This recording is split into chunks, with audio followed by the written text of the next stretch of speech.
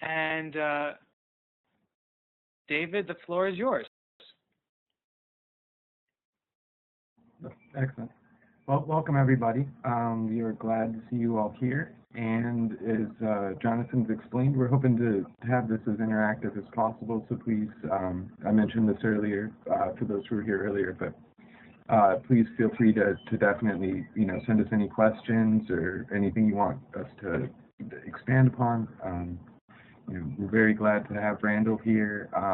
Randall is kind of Randall leads Sacred Geometry International and has some really extensive experience. He's an architect, builder, and has spent years with these concepts, putting them into practice, both as a meditation as well as their practical aspects. So it's great to have him on.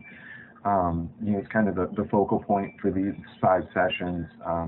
Today we're going to be working through just introducing the ideas, and giving some basic concepts, and then also trying to look at how those basic concepts expand in infinite number of ways. I mean, it's really amazing to see how these very just root core ideas, which are so simple.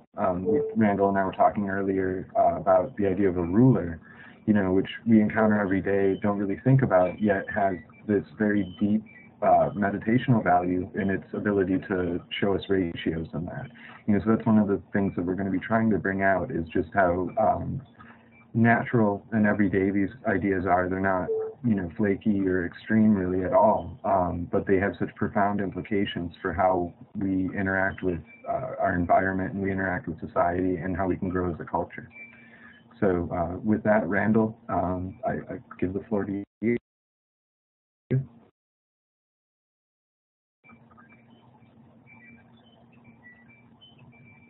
looks like Randall might have gotten bumped off for a second. Let's make sure that he's on still with us. There we are. Okay. Randall, you back on? You there, Randall? I can hear you. Can you hear me? Yes, we can.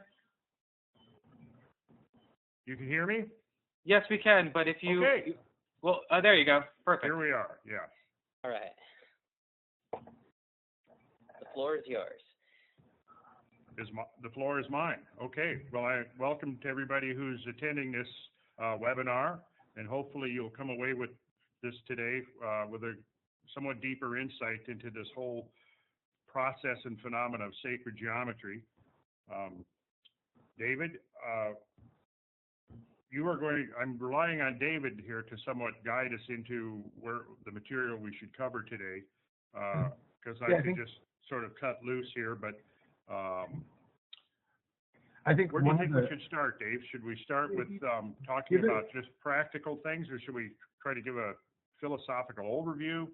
Let's start with the basics, but before that, if you could give a brief, just biographical thing. I mean, just how you got introduced to these concepts, because I think that also works into. Okay, that's a good place to start. Yeah, building the geodesic dome in that, I think, is definitely. Yeah, I came to sacred geometry by way of Buckminster Fuller's concepts, and having been involved in the building of several geodesic domes back in the early 70s, led me into the study of Buckminster Fuller's work. And through Buckminster Fuller, I was led to a number of other researchers, primarily Keith Critchlow, who is sort of the preeminent historian of sacred geometry. Also the work of John Michel in the early to mid 70s. One of the geodesic domes that I was involved in building was sort of an amalgamation of Buckminster Fuller concepts with concepts borrowed from Islamic geometry. And it was featured in a national publication called Shelter that I think was published in 1973. And the dome that I had worked on was featured in there. And so I procured a copy of that book. And in there was just lots of very interesting information about architectural styles, mostly vernacular architectural styles and historical styles and so forth, and the connection between architecture and the earth, between the connections between architecture and the sky. But it was through that book that I first came across ideas that form and pattern and proportion could actually affect states of consciousness, and had experienced that a bit myself with this building of the geodesic dome. Which you built, that one was, I just wanted to point out, that one was built in Minnesota, correct? For, it was built, yes, in the woods of northern Minnesota. Right. And I belonged to a spiritual group at the time, and we built it for our teacher, who was from India, to stay in while we had retreats up there on this land we had purchased in northern Minnesota. And so, but through that work shelter, I encountered Islamic geometry, which I found extremely fascinating, and began to study into that. And also, that was the first place that I recall I was introduced to the concept of the golden section. Right. And from there, I began to study the work of various architects that had utilized some of these principles, which had led me to study of Frank Lloyd Wright and Le Corbusier.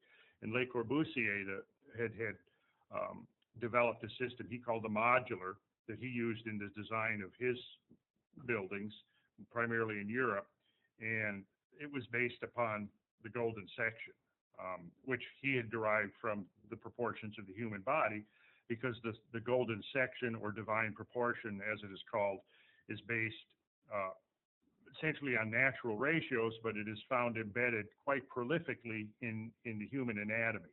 And so he adapted his architectural system to the utilization of the golden section as derived from human anatomy.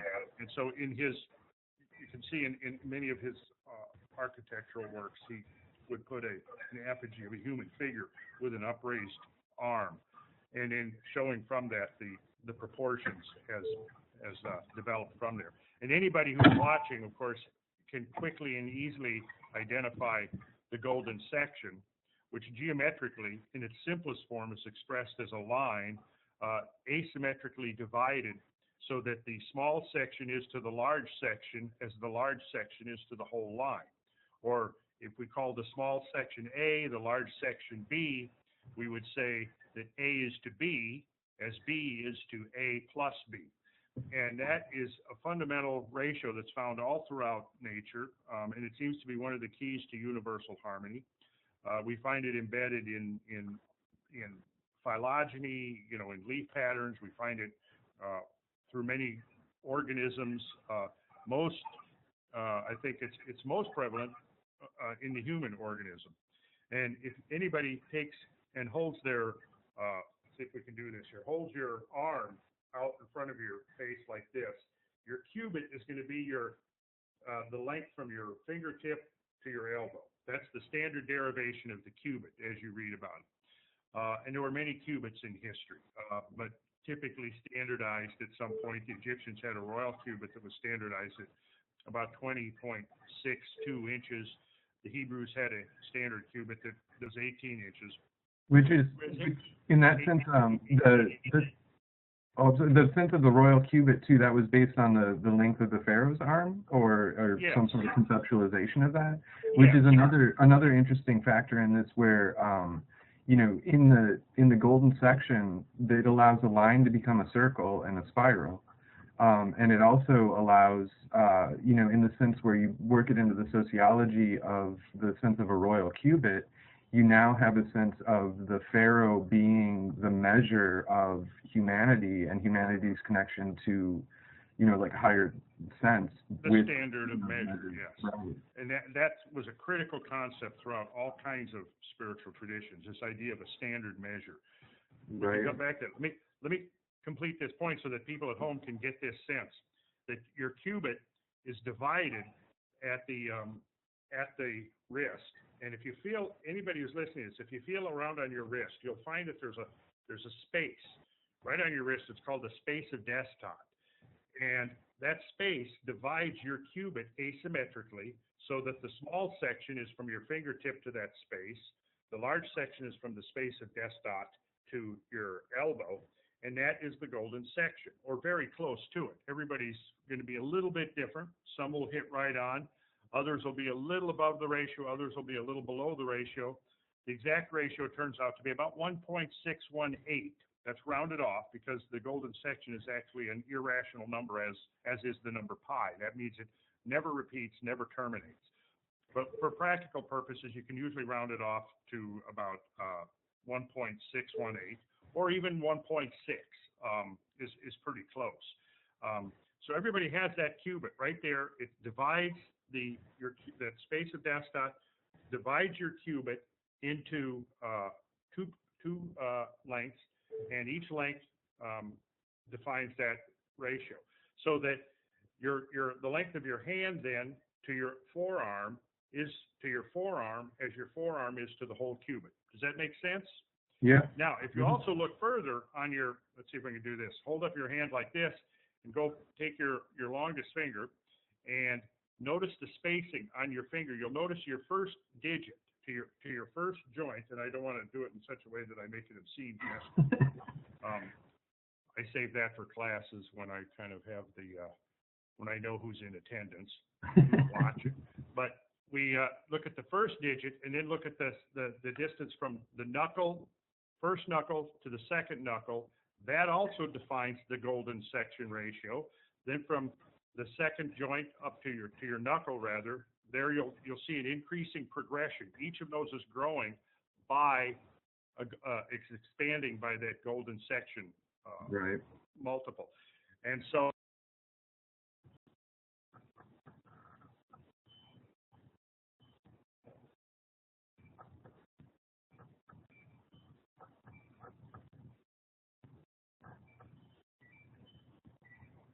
Did we lose Randall a little bit?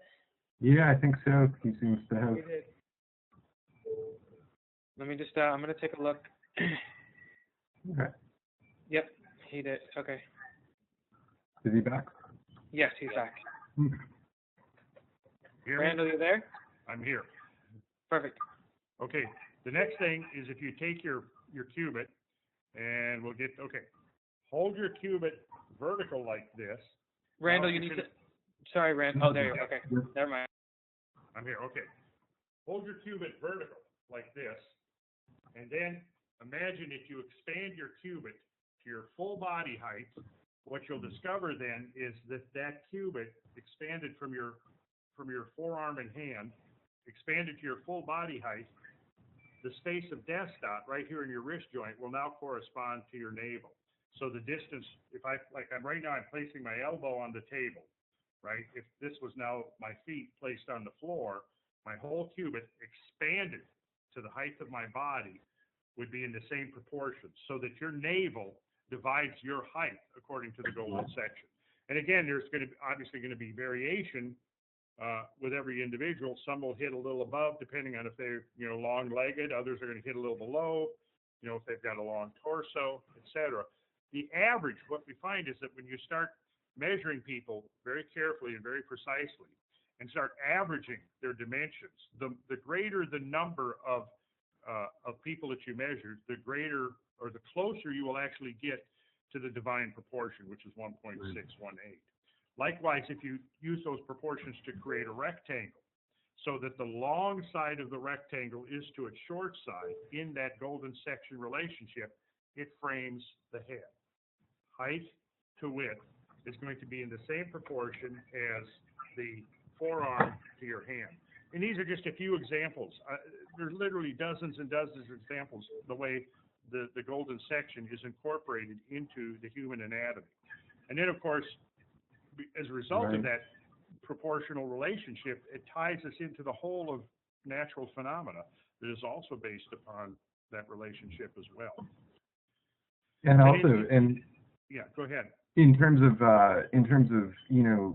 some of the sacred writings as well, and this idea of the pharaoh being the measure, you have the idea in Christianity, you have the idea of the body of Christ, right? And so when you reach that average of the golden mean, the golden section being represented most efficiently in the average of all of humanity, that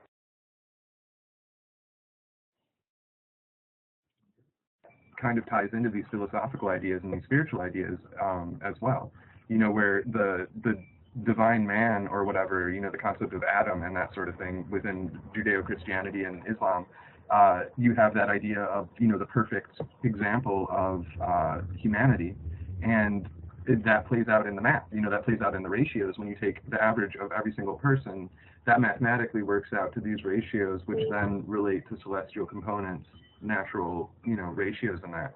I think that's really interesting, and that you know, it works into the concepts of meditational concepts when you're thinking of yoga and the different you know, points on the body and that sort of thing, and working with the body as a, you know, a tool for meditation. These kind of ratios provide you with a sort of mental scaffolding to work with. You know, and some people were talking about how to apply these ideas to art. Well, when you start thinking of the ways that these concepts interact with each other, you know, that's where really the artist can have a large play in visually and, you know, musically and everything, representing these ratios in their work and bringing that out and tying these things together, you know, tying the informational aspect with the actual physical aspect of the mathematics. Yeah, and there are many ways you can apply this to art. It can be used as a compositional tool primarily. Right. That's how it's used in architecture, and that's how it was used by Renaissance masters. I don't know how much we'll be able to get into some of this today. One of the derivatives of the study of sacred geometry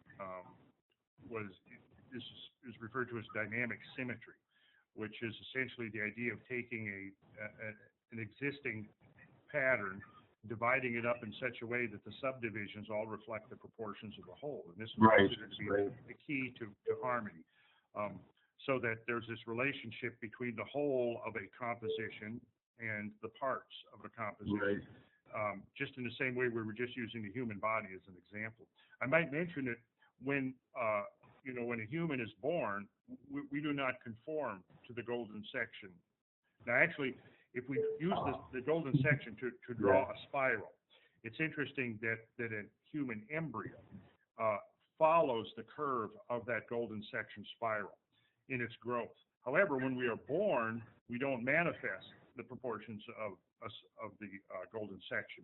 If you measure a newborn infant, you'll discover that its navel divides its body length in half.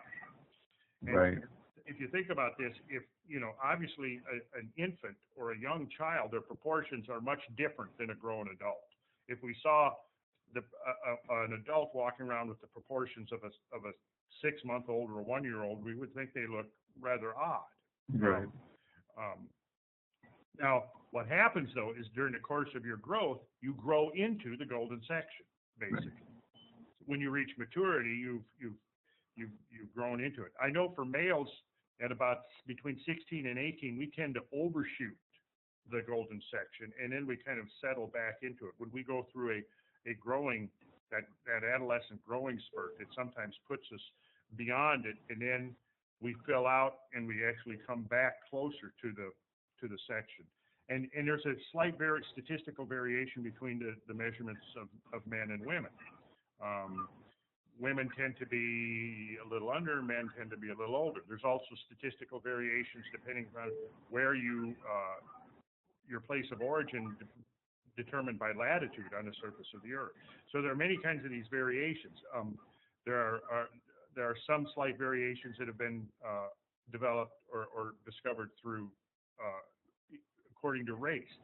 The point, though, is that when you start averaging everybody all together, you eventually will converge upon that golden section ratio as a limit. In the same way, it's sort of analogous. Some of the listeners may know what the Fibonacci series or Fibonacci sequence is, which is where you start with a series of numbers, and each number is the sum of the two preceding values in the series. So the number series would go 1, 1, 2, 2 being the sum of the two preceding numbers, 1 and 1. The next value would be 3, the sum of 1 and 2. The next value would be 5, the sum of 3 and 2. The next value would be 8, and it goes from there. 8, 13, 21, 34, 55, 89, 144, and on. Well, what happens is if you take the ratios of each two successive pairs of numbers, for example, 55 over 34, 89 over 55. What you discover is that the ratio converges upon the ideal golden section as a limit. And the higher your numbers, the closer it is actually going to get to the idealized golden section, which in a typical standard calculator, like I typically use this one in class, it's the TI-30XA. And you can basically, if you use one of those calculators, like I'll put in 89 divided by 55. I don't know if we can see this actually on the screen or not. Yep, that's showing up. It shows up, right? 1.6181818 repeating. Now I'm going to go 144 divided by 89, and you will see it says 1.6179. So we're slightly under the idealized version, which is actually, if we wanted to get that, we go 5 square root it plus 1 divide by 2. And as far as my calculator will go, that's it correct to about 8 or 9 decimal places right there, 1.618033989. And of course, that number keeps going. What you'll see with the Fibonacci sequence is as you take each successive pair of numbers, do the ratios, you'll discover that you alternate slightly above the perfect value, the next one will be slightly below. The next one will be slightly above, the next one slightly below. And as you take each successive pairs, as the value of the numbers grow, you converge so that the deviation from the idealized value, first it's above, then it's below, then it's above but closer, then it's below again but closer, and each successive time it'll eventually at infinity it will converge with the idealized line, which is the golden section. So in the same way as the numbers of the Fibonacci sequence increase, as you take the numbers of statistical elements in your calculation for humans, you discover that the greater the number, the more accurately it's going to converge upon the golden section as a limit. Which is again interesting. I mean, it keeps falling into this developmental idea, where the idea that we're born, I guess for a quick word, imperfect, right? And then we move into this mean, and then if you look at concepts of initiation in that, that's exactly what they're working with on a moral level, on a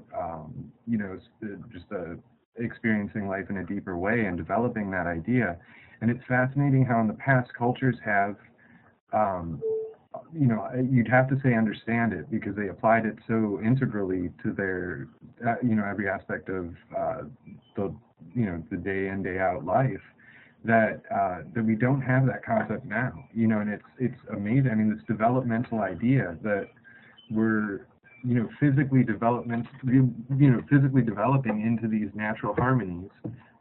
There are ways to correspond our moral, intellectual development with that.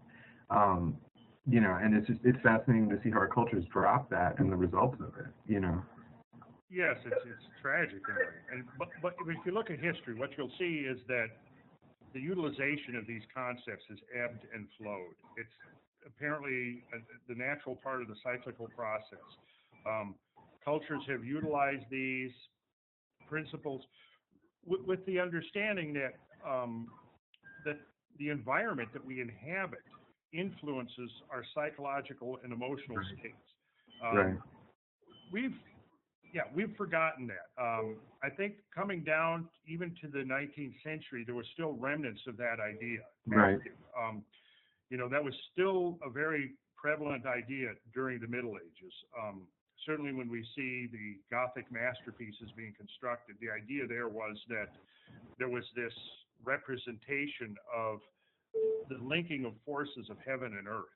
Right. That would serve to, on some conscious or some subliminal level, remind people that it is through this confluence of cosmic forces and terrestrial forces that we Right. have our existence. And that life on earth is sort of this marriage of these forces, celestial forces and terrestrial forces. and that both aspects play the part in bringing about life and then bringing about sentient life and ultimately leading to higher self-cognizant life that can now basically look out into the universe and ask why. Right. Which is what we're here doing. Now, all these cultures that we look at, whether it was the Greeks or the Egyptians or the Sumerians, the Chinese, the Vedic cultures, we find this concept that the exterior world could be modified in such a way to serve as a constant mnemonic or reminder that there is this greater cosmic matrix behind everything that we see. And yes, we've lost that. We have somewhere during the 20th century, the severance became almost complete. But what's interesting is that when this awareness sort of reaches the nadir of its progression, at that point, it begins to reemerge again into human thinking. And all through the 20th century, we see these early artists and architects like artists like Jay Hambage and architects like Claude Bragdon, keeping these ideas alive, right? A lot of their work has just been republished within the last decade or 2 decades, and has helped to spur this revival of this information that we're in the midst of right now. The work I mentioned, Keith Critchlow earlier, he has been instrumental.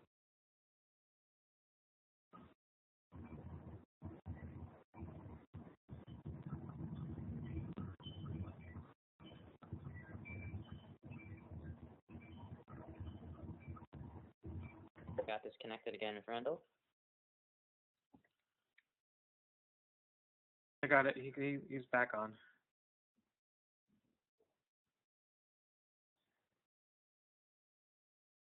There you go. Randall, you should have audio and video back up. All right, I've got audio and video. I can hear you guys. I can see you. I can see me. All right, there you go. Okay. So where I was getting at was this idea that we're in the midst of a revival, and the revival appears to be accelerating. There was a major paradigm shift that came out of the 60s and early 70s with the rediscovery of so much of this stuff. I mentioned my own entry into this through the work of Buckminster Fuller. He would be instrumental in that. I had mentioned Keith Critchlow as being an architect who had helped to inspire this revival in our own times. Early work by Robert Lawler, who wrote a very excellent introductory book to sacred geometry, simply entitled Sacred Geometry. The work of the late John Michel in his View Over Atlantis, The City of Revelation, The Dimensions of Paradise, did tremendous inspiring work, making these connections between much disparate phenomena that you would never even think of connecting. He was the one who really showed through his work that there was this connection between sacred geometry and language, which of course goes back to, that's a profound Kabbalistic idea. I first encountered in the work of studying Kabbalah around the early to mid 70s, that embedded in many of the sacred writings, you have this numerical system called gematria. And in gematria, essentially, it recognizes the fact that in the Semitic languages, such as Hebrew and Greek, and including Sanskrit and Arabic, the alphabet stood for numbers as well as letters. And what that led into was the ability to create words, phrases, and names that had specific numerical interpretations. And only through the study of Kabbalah did it become apparent that this was almost certainly an intentional system, that words and names and phrases within the sacred writings were constructed to reflect certain numbers.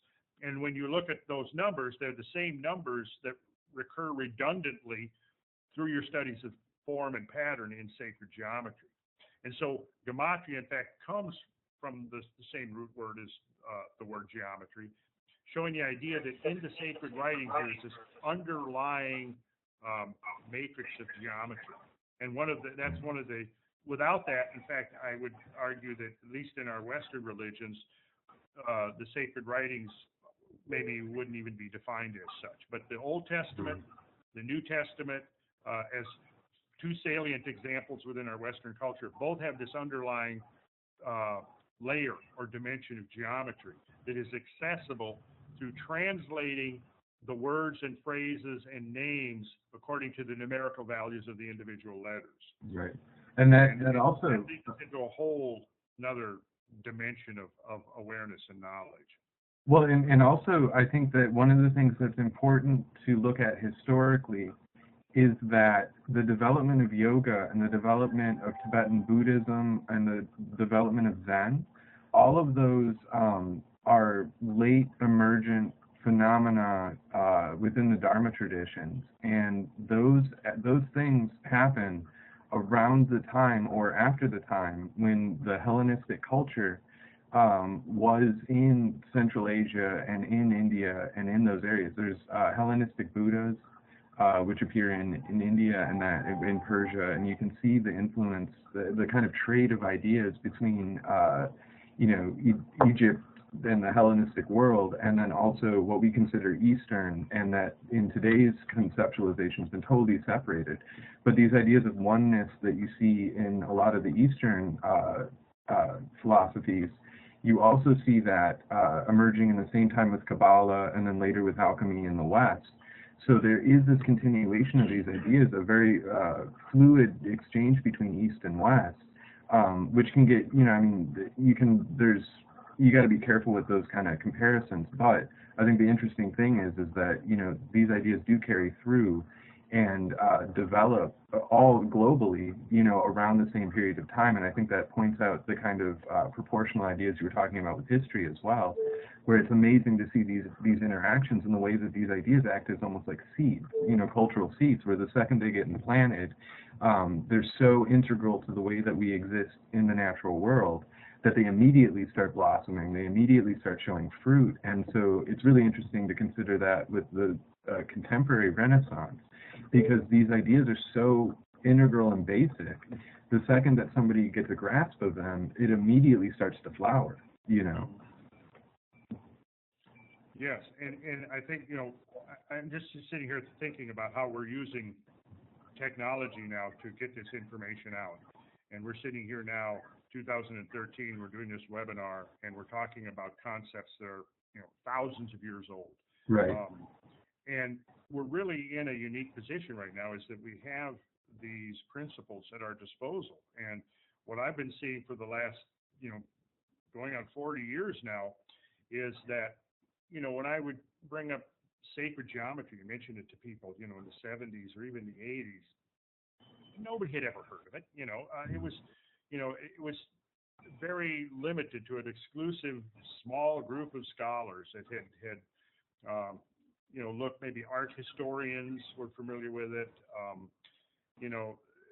but what has happened is there has been this progressive revelation of information that is now accelerating to a whole nother level, where people are becoming aware of it and going, wait a second, there's a lot more to what our ancestors were up to than we had previously recognized. And maybe we can actually learn something from them. Maybe maybe we're not the supreme preeminent civilization that has ever existed. Perhaps, this kind of information was being utilized by people who maybe didn't have the same kind of technological direction we've gone in, but nonetheless had developed some very sophisticated means of living together on this planet. And all over the world, we see the same phenomenon, is that we go back to what is supposed to be the beginning of history, and we see this phenomenal activity going on, almost as if it just came ex nihilo, as if it just emerged out of the vacuum. You see, between 4,000 and 4,500 years ago, here's a very pivotal time in history. This is, when we see the emergence of cuneiform writing in the Fertile Crescent, which is supposed to mark, the inception of what we think of as modern, quote unquote, recorded history. But prior to that, we had been in the Neolithic, which was the new Stone Age. So the implication being is that people were living a pretty primitive existence prior to this epoch. Well, how is it that at the very beginning of history, we see this incredible ability, it manifested in the pyramids on the Giza Plateau, the ziggurats of Sumeria, for example, the megalithic structures throughout Europe, Northern Europe, and the British Isles, all of which manifest this extraordinary engineering capability. The most salient and in your face is somebody's able to move 50-ton stones, with apparent ease. In addition, we see this sophisticated geometric knowledge as we're discovering. These structures embodied a very sophisticated geometry. We discovered that there's an astronomical component to it. They weren't just set out randomly on the landscape, but they were actually recapitulating celestial patterns in the sky. We've discovered through the work of people like Paul Devereaux, who's going to be part of this webinar, that there was a geological aspect to their work. They didn't just randomly choose where to place these objects on the surface of the Earth, but were actually placed in such a way that there was a connection between the structure and the underlying geology, which to me is an extremely interesting, opens up extremely interesting possibilities. And perhaps when Paul Devereaux is on here, he will be addressing that in greater detail. But what we see is these dimensions of sophisticated knowledge all being integrated into these structures, and this is coming out of what was supposed to have been essentially a Stone Age culture. And there's just this, to me, a major disconnect between what we're actually seeing manifesting at the very dawn of recorded history and what our assumptions are about what preceded recorded history. Right. Well, I think that too, it comes into the concepts, even up into the Middle Ages. You had a deviation between what was known as vulgar mathematics and sacred mathematics. And part of the things that defined the vulgar mathematics was that it was applied. And that, a lot of the math that's just inherent in Plato's writings, which isn't obvious because it's all, written into a kind of narrative framework, that's because Plato was working with this concept of it being almost a down step to apply these things too physically, because it leads to weaponry and it leads to, the nuclear bomb and stuff like that. And that was, in some ways, understood, maybe not the nuclear bomb, but it was understood that those ideas, if applied, were powerful enough to be dangerous. And so there was this interesting kind of interaction with what was considered a proper use of mathematics, philosophically and morally. And I think that we see that, in the Enlightenment, those ideas are dropped, and you get the rise of vulgar mathematics, which in the past was considered a kind of downstep in its application, to being the only form of mathematics that's really taught and focused on. Today, that's what we have is vulgar math, as opposed to the sacred concepts of math. Well, it's interesting, that you did mention nuclear bombs because, geometry is critical to the working, the operation of a nuclear bomb. In fact, that was one of the early great secrets, was the configuration of the uranium pellets had to be in the form of a dodecahedron. Interesting. That's fascinating stuff. And a side note with the nuclear bomb thing on the Manhattan Project. One of the guys that was on it, and I forget his name, but he was actually the grandson or great-great-grandson of the Kabbalist who has the myth of the golem in Prague.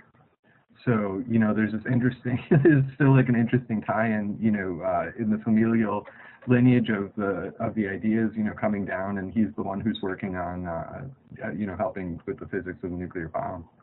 And you've got Jack Parsons on there too, so. Yeah. And of course, Oppenheimer was a student of the Vedas. Right. Yeah. Exactly. Yeah. And he's quoting. Yeah. And you find him quoting. The Bhagavad Gita as it's going. And a very powerful example within that too of this idea of the parts and the whole, because the section that he quotes is within that concept. Mm-hmm. So I have a question now. I'm seeing on my screen, I'm seeing some of the slides. Are the viewers seeing those as well? Yes, yeah. Okay, all right. They are. Because there was some, I could have commented as a few of them went by, but I saw some 5D spirals up there with a hurricane and some weather, a galaxy. Because I had mentioned earlier about the human embryo growing in the form of that same spiral that we find embedded. Yeah, there it is right Yeah, there. there.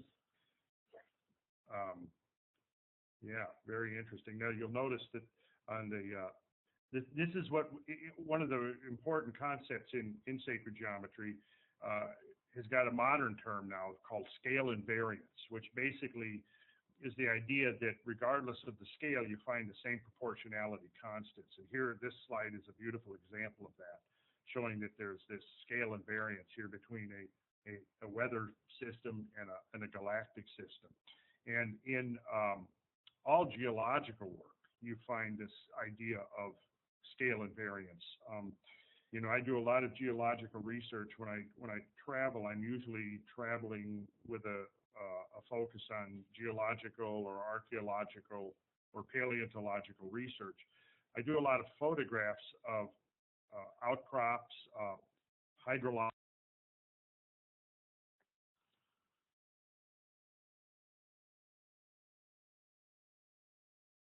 All right, just sit tight, everyone. We'll get Randall back on shortly.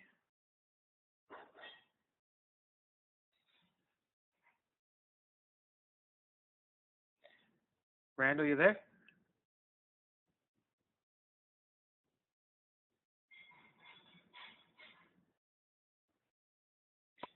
You there, Randall?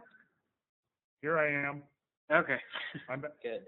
I did a momentary phase shift into the 17th dimension, but I'm back now.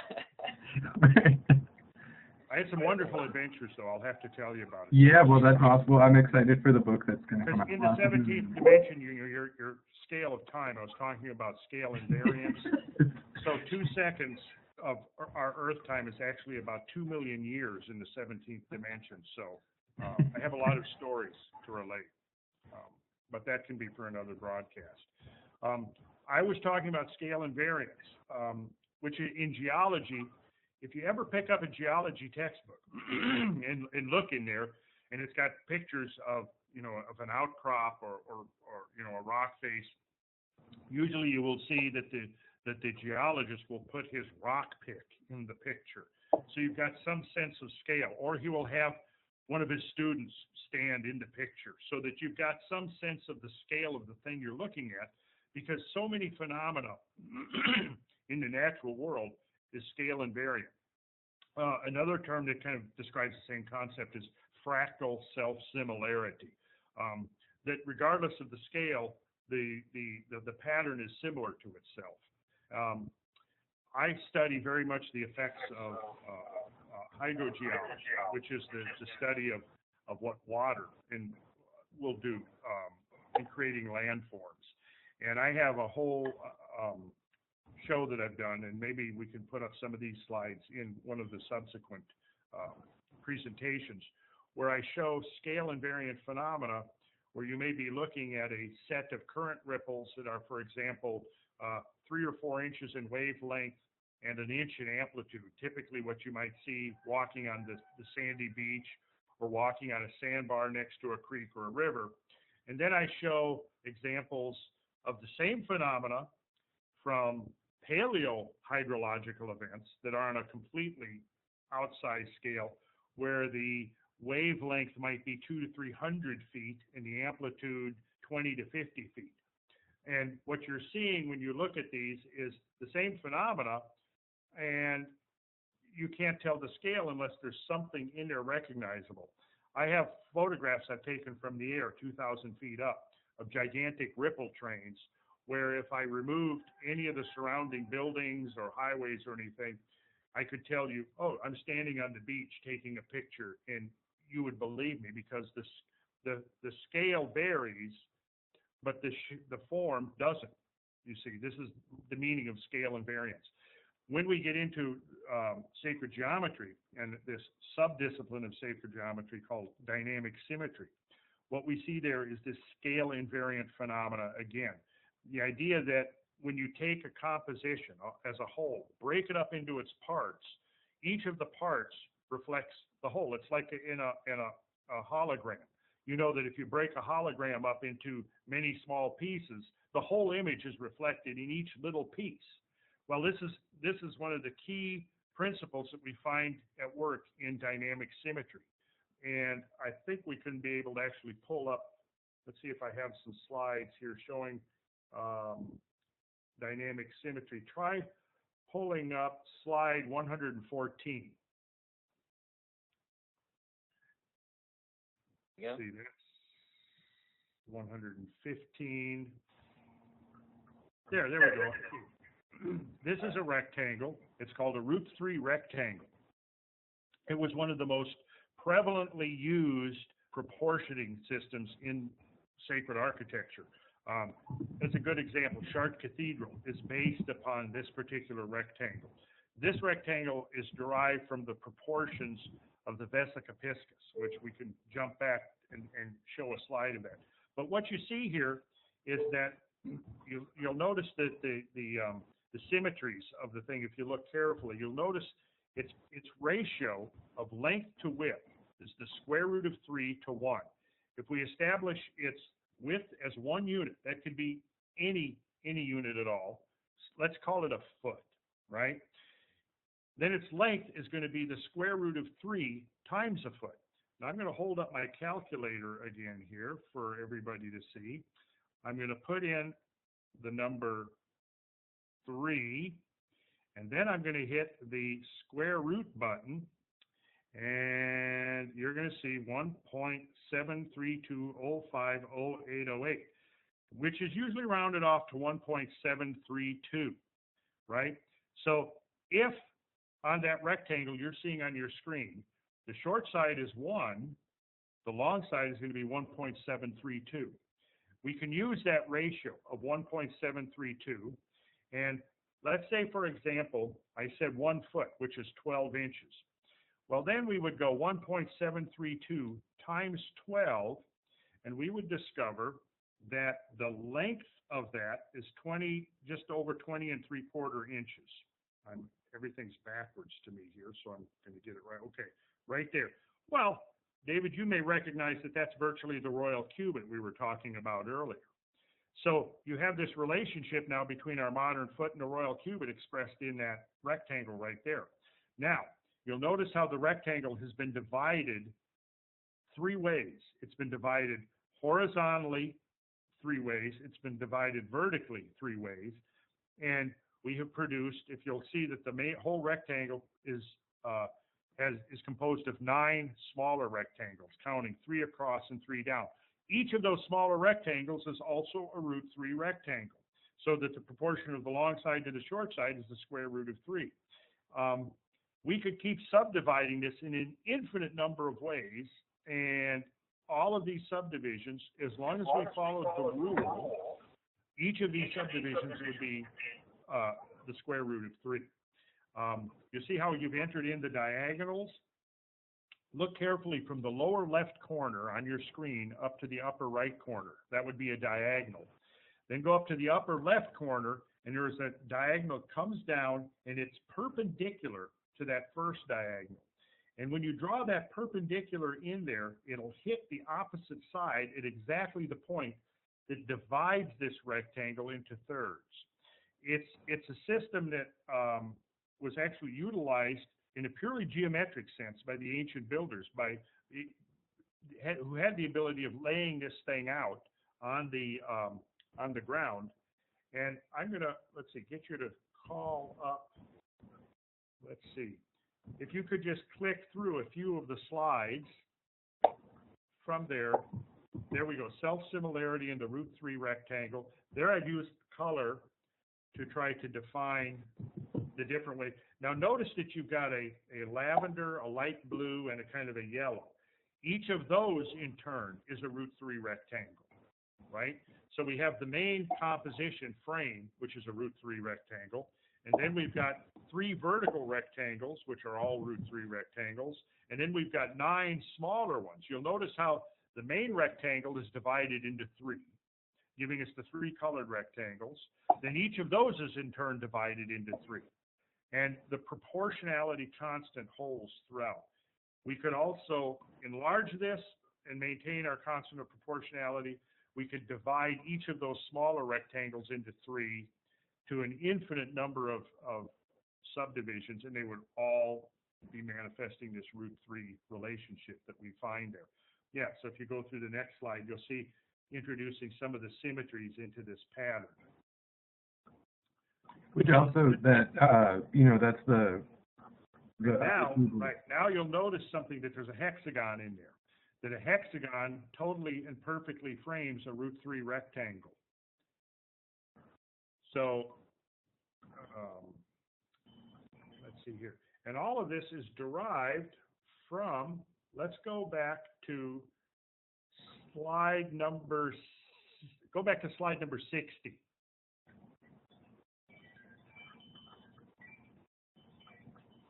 There we go. The radius of a circle exactly divides the circumference of the circle into 6 equal parts. Now, if you go to 61, you'll see that you can take the radius and exactly step it around the circle 6 times. And there we've introduced the diameters, and what we have there is 6 equilateral triangles, the subcomponents of the hexagon. But if we take any side, you'll notice that there are 3 pairs of sides opposite each other. If we introduce, let's go to the next slide. Okay, now we've introduced the famous Star of David. And you'll notice that you have 3 pairs of parallel lines. If you go up to that upper left corner, that would be about 11 o'clock, over to the upper right corner, which would be about 1 o'clock, and notice the 2 parallel sides coming down and striking at 5 o'clock and 7 o'clock. Okay, that rectangle that bounds that there is a root 3 rectangle that we were just showing. So this is one of the preeminent compositional diagrams utilized by the master builders throughout the ages. That it all derives from this simple relationship between a circle and its radius. The radius of a circle exactly subdivides its circumference 6 times, which gives you this hexagon. The hexagon is then divisible into these root rectangles that then manifest this scale invariant or dynamic symmetry relationship, so that the parts relate to the whole.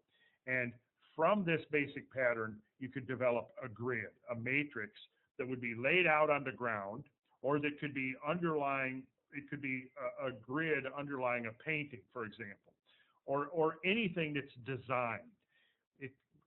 I use it in the architectural sense, so it would be something laid out on the ground, and this would determine the proportions of the building. If we go back to slide number 52, we will see the creation of the vesica piscis, which, yes, okay, there's the vesica, which is the fish's bladder, it translates from the Latin. And the fish is the overlap of the 2 circles. And what you see there is this, it's also called a mandorla, which means almond. I think it's in Italian. Yeah, in Italian.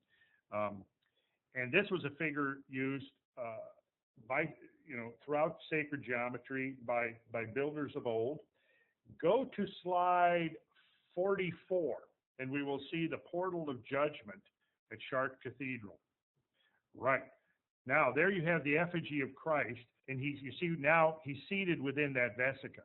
The vesica is a proportioning figure derived from the overlap of 2 circles, such that the circumference of one falls on the center of its partner. And it's in that overlap that the whole edifice of geometry emerges.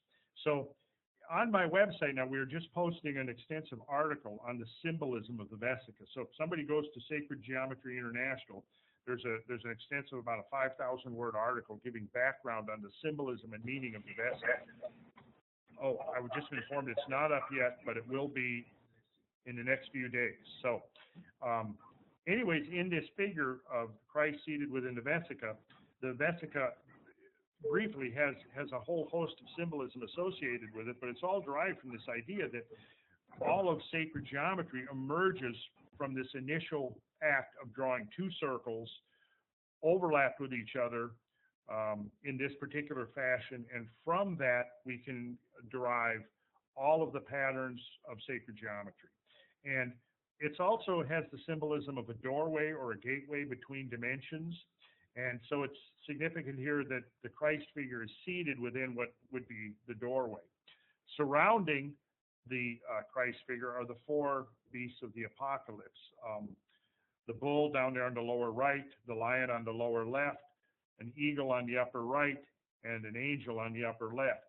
And those correspond to the four evangelists, Matthew, Mark, Luke, and John, but they also have a deeper esoteric meaning in that it links us with the concept of the great year, the unfolding of time, cyclical time, which was the dominant model of temporal change to the ancient peoples, was that time was a cyclical phenomenon, and it had a tempo to it. And what's interesting here in the relationship with the topic of our discussion is that the same numbers that we discover prevalent throughout the study of the forms of sacred geometry are the numbers that we also find emerging when we look at the temporal periodicities of the flow of time. So what we have here is basically a model for cyclical time in this portal of judgment at Chartres Cathedral. And what we have there is the four fixed signs of the zodiac: Taurus the bull, Leo the lion, Aquarius the angel, and then the eagle is actually, in this case, would be Aquila, which is the constellation of the eagle, which rises at the same time as the constellation of Scorpio, and is also oftentimes substituted for it. And so what we have here is a model of time, both on the yearly basis, indicating the four seasons as symbolized by each of the fixed signs, Taurus representing spring, Leo summer, Scorpio autumn, and Aquarius winter. But we also have a model of time in the scale invariant sense, in that it represents the great year of the world, which is generally now, I think by most scholars are agreeing that this is defined by Earth's third motion, the precession of Earth's axis, in the motion called precession of the equinoxes, which takes about 26,000 years in general terms. And so now what happens is each of those four seasons divides that great wheel of time of 26,000 years into four seasons. The sacred number that was usually used to define the great year was 25,920. And so that number divided by four is 6,480 years.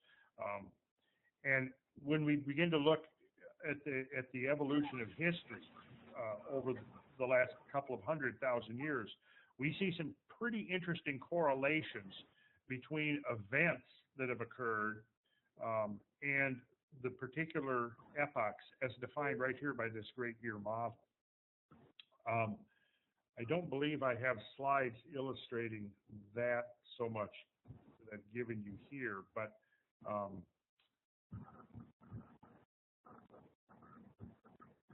going to cut in really quickly. We're getting to the hour mark with the conversation, and I didn't know if you wanted to start the Q&A soon. Yeah, we can. I think this is a good, once Randall gets to that slide, this will be a good place to kind of move into questions and conversation, I think, because we brought up a lot of ideas that I think are really applicable. So it'd be great to hear, what everybody's thinking at this point and kind of get into that.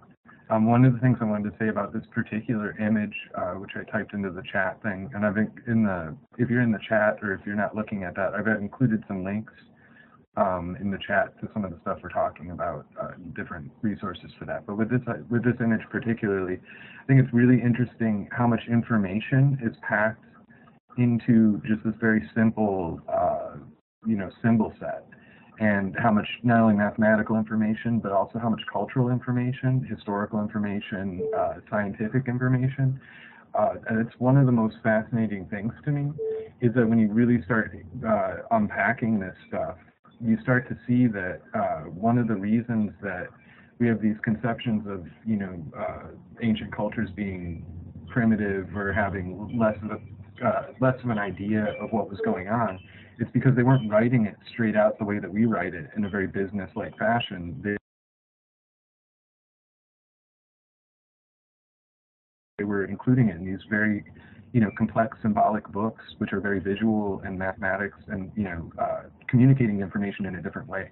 So one of the things that sacred geometry helps with is being able to start to decode, these, I think Falconelli talks about it as books in stone, but actually be able to read that, not only in this, but also the alchemical idea of the book M, or the book, Mundi, or Mutus, so the silent book, which is nature.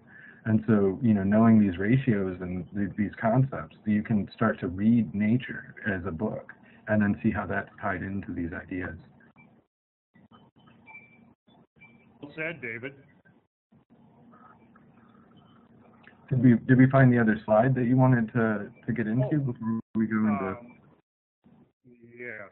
I was going to have you check out slide number 51.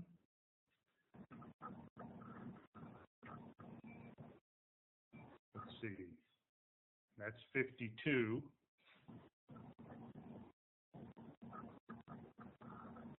51. There we go. 51. Oh, you had it. It was This there. one? There it is. Okay. The cover of the Chalice Well, Glastonbury, England. Now there you can see the Vesica very...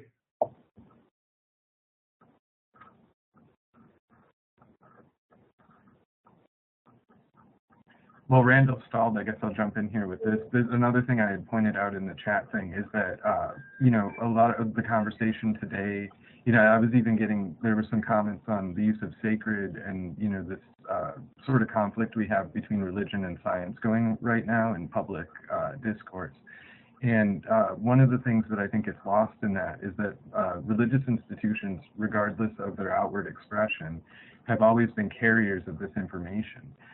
So people are really cutting themselves off if they, mistake the political and secular outer bodies of these, religions and that, and letting that kind of push them away from discovering some of the information that's been carried in there. I think it's a shame that the conversation is so heated right now that we have this, strange inability to divorce our political opinions about a religious secular organization, to actually read the historical and, valuable information there. So with this kind of stuff, you can see how, it may be a church, but they're not talking about anything that we would think of, it's not right-wing Christianity. This is, these are concepts that go far beyond the secular body of the religion. So Returned. okay, back to Yeah, I caught most of your monologue there, David. Okay. Yeah, and this idea of the conflict between science and religion, that's a totally modern phenomenon. Right. We don't find that in earlier cultures. The world of spirit and the world of matter were part of the same phenomena. Right. It's it seems that in part of the evolution of society, that's been a phase we've had to go through. Certainly, where I come from and where I'm describing, like earlier, describing the gematria, the idea that there was this mathematical dimension underlying sacred writings. Right there, that's something that most people, no matter which side of the fence they're on, are totally unaware of. Right. If I talk to folks I know that are devout Christians, for the most part, they're completely unaware of the fact that there's this underlying dimension of mathematics. If I talk to My scientifically oriented friends, same thing. They don't understand it. But when you begin to look at what actually is revealed by those mathematics, you discover that it gives a mathematical description of reality, a mathematical description of the universe, which really just immediately begins to just dissolve the boundary between what we think of as science and what we think of as spirituality. For me, science is a very spiritual undertaking. Right. The more I learn about the world and how it works in all of its beautiful harmony and complexity, the more I'm taken aback by the fact that there is this spiritual component to it. And I often wonder how anybody who is a devout, a student of science cannot eventually come around to the idea that there is some kind of inherent intelligence behind all of this. It boggles my mind that you could explain all of this phenomena as being the result of some kind of a cosmic accident. Well, and it's interesting too because you get figures like Planck and a lot of the higher level physicists. They're not. They go so far beyond this binary discussion of spirit versus matter, spirit versus science kind of stuff. And really tap into that. And the more advanced the scientist gets, it seems like they do touch on that. And it's kind of like an ear. You can't not see it. Whether or not you're going to just ascribe agency to that process, or say it could be a flowering of just these ratios and everything coming into existence. There's obviously a bigger pattern there, and there's obviously something bigger there that's being expressed in this stuff, which, like I said, when you look at the writings of, Planck and Bohm and that, they're very explicit in what they feel their physics is showing them, which ties into these ancient, concepts. Yeah, so I think in a lot of ways we are seeing this whole thing come full circle. Which is exciting. I think that this is a part of it too. Evolver Learning Labs and that bringing this stuff forward. It's so great to be able to do this and to have this global reach. I'm in Chicago now. I'll be in Georgia back soon. So we could meet up face to face and stuff like that. But we're able to have this kind of conversation, and then all the people joining us from, who knows where. So. A nice little transition. We have quite a few questions, and I do want to get the Q&A started because we're going pretty far over at the moment. Sure. Is that all right with you guys? Yep. I'm happy with whatever. All right. Go with the Q&A. Good. J. Paul, are you there? Yes, I'm here. Perfect. If you wanted to activate your webcam, it's the icon that's to the left of your audio button. Left of the audio button. It's where all the other green cameras are lined up? Yes. It's not going on, but as long as I have audio is okay. Great start. I really, really appreciate this whole conference. It's going to be really good. I'm looking forward to it. The question I had, and I really liked the introduction in terms of the way you were relating it to the body and how the body is a manifestation of the sacred geometry. What I'm wondering though is what is it that is behind this? What are the archetypal roots of sacred geometry? Is it a discovery or an invention that is going on here? And you may touch, what are the roots of the golden ratio? How deep does that go in nature? I would be inclined towards the idea that it's a discovery of something pre-existing. We developed the conceptual tools, the mathematical tools to perceive it, but it was there all along. The fact that the human body manifests these proportions that we can find, governing the unfolding spirals of a hurricane or of a galaxy, or the way the leaves are dispositioned on a branch. These things, they're there throughout nature. I definitely think it's a discovery.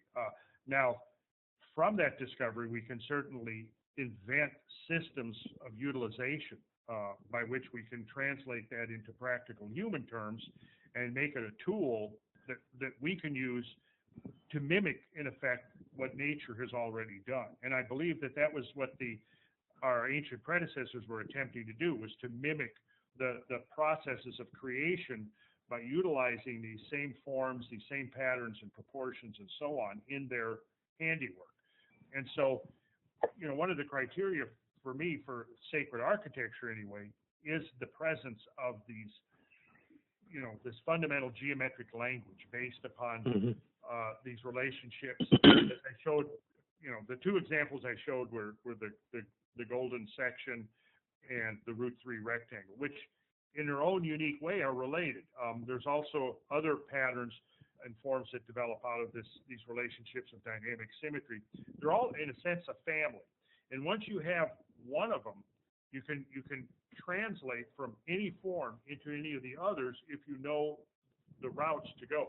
And this was one of the things that was taught as part of the, you know, the esoteric doctrines of many of the lodges of old, the Pythagorean lodges, the Masonic lodges of the Middle Ages, and so on, were these techniques of how you would start out with a line, how you go from the line, one straight line, to a set of perpendicular lines, how you could go to a circle, from the circle to the hexagon. From the hexagon, you could then derive a root 3 rectangle. From there, you could derive a whole host of other relationships. Let's see if I have some more slides we could look at here to demonstrate some of that. I see I have so many slides here that give examples of how sacred geometry would be utilized. Go to slide, Jonathan, are you there? Jeremy would be able to handle the slides. Yeah, Or Jeremy, go to slide 129. A question too, would this just apply to our solar system based on the precession of the equinox, or would this apply throughout the cosmos?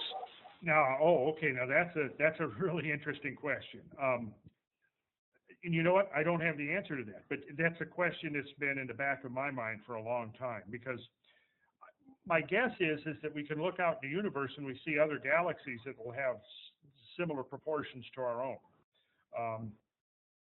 Well, I'm thinking that it's probably something that we're going to find universally.